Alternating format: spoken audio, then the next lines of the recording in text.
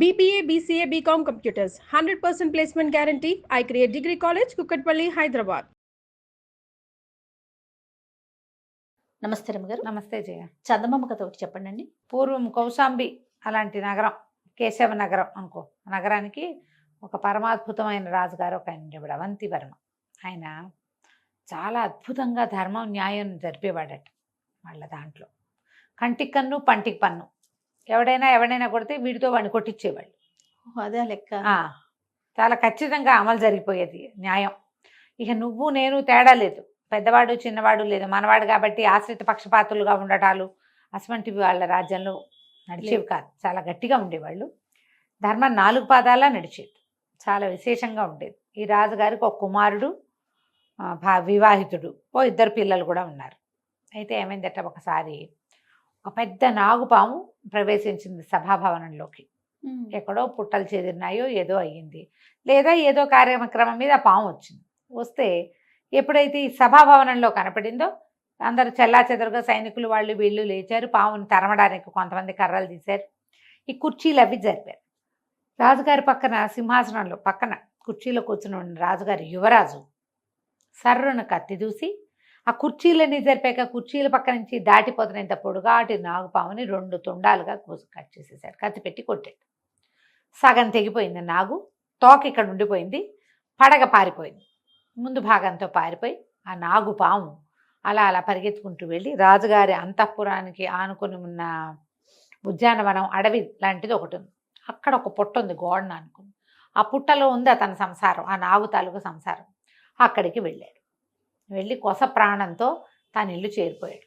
పుట్టలోకి వెళ్ళిపోయాక చూస్తే ఏముంది, నాగు భార్య వచ్చి అయ్యో అయ్యో ఇట్లా అయిపోయిందంటే, యువరాజు నా దారి నేను పోయేదావాడిని, అందరూ కర్రలతో బెదిరిస్తే యువరాజు కత్తి పెట్టి నన్ను నరికేశాడు, నా చావుకు కారణం వాడే.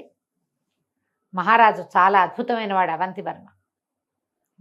చాలా న్యాయ సూత్రాన్ని చాలా అద్భుతంగా అమలుపరుస్తాడు.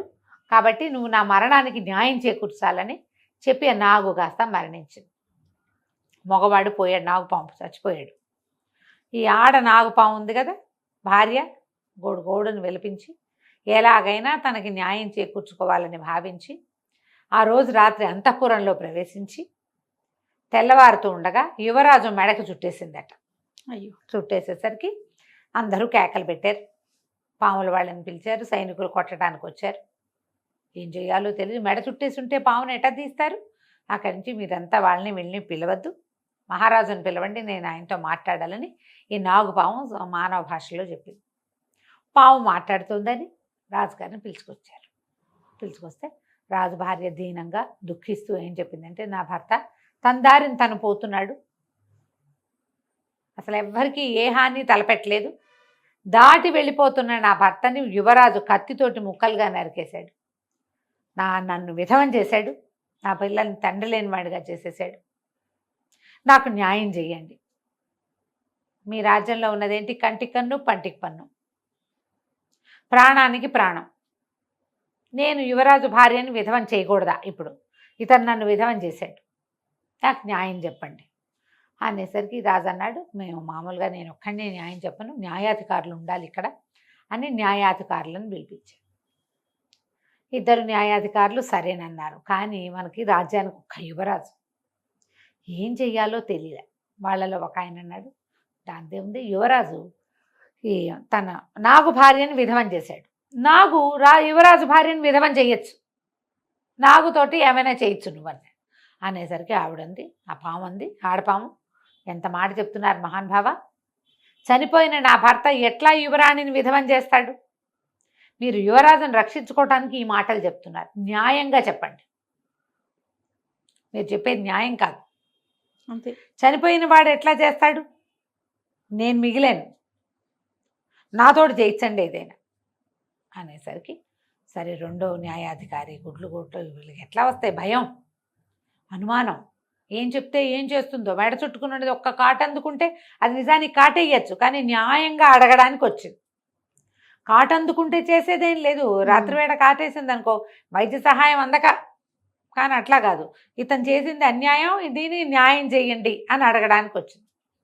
2వ న్యాయాధికారి మంచి తెలివైన వాడు. ఆయన అన్నాడు, అమ్మా తప్పకుండా. యువరాజు వల్ల నువ్వు విధవయ్యావు, యువరాణి కూడా విధవ కావాల్సిందే. యువరాజు ప్రాణాలు నువ్వు తీసుకోవాల్సిందే, విధవని చేయవలసిందే యువరాణి నువ్వు. అయితే నీకు ఎంతమంది అమ్మా సంతానం అన్నాడు. రాజు నాగు భార్య తెగ దుఃఖిస్తూ దీనంగా 5 పిల్లలండి నాకు అని. సరే, యువరాణికి కూడా 5 పిల్లలైన ఉన్న విధవని చెయ్యాలి నువ్వు. యువరాణికి 5 సంతానము పుట్టాక వచ్చి కాటేసేయి నువ్వు, మేం కాదనం, ఇదే న్యాయం అని ఒక ఘోషణగా చెప్పారు. నాగు భార్యకి రాజుగారు మాటిస్తున్నారు. యువరాణికి 5 సంతానం కలిగాక ఆమెను విధవని చేసేందుకు నాగు భార్యకి హక్కు రాస్తున్నారు. ఎప్పటికీ యువరాజుకి 2 పిల్లలు. ఎప్పటికి వస్తుంది? ఎప్పటికైనా రావచ్చు. ఆ కాలంలో బర్త్ కంట్రోల్ లేదు కదా. కానీ ఆ తర్వాత పిల్లలు పుట్టాల రాజుగారికి. యువరాజుకి ఏమో పిల్లలు కలగలేదు. రాజుగారు చెప్పి నువ్వు ఎలాగో ఇట్లా ఇక్కడే ఉంటావు కదా, పుట్టలో అంతఃపురపు ఉద్యానవనం పుట్టలోనే ఉంటావు కదా, చూసుకుంటూ ఉండు, మేము కూడా కబురు చేస్తాం. నువ్వు కబురు చేయాలి, 5వ సంతానం పుట్టాక మీరు కబురు చేస్తే నేను వచ్చి యువరాజును కాటందుకుంటాను అని అడిగింది ఎట్టపాము.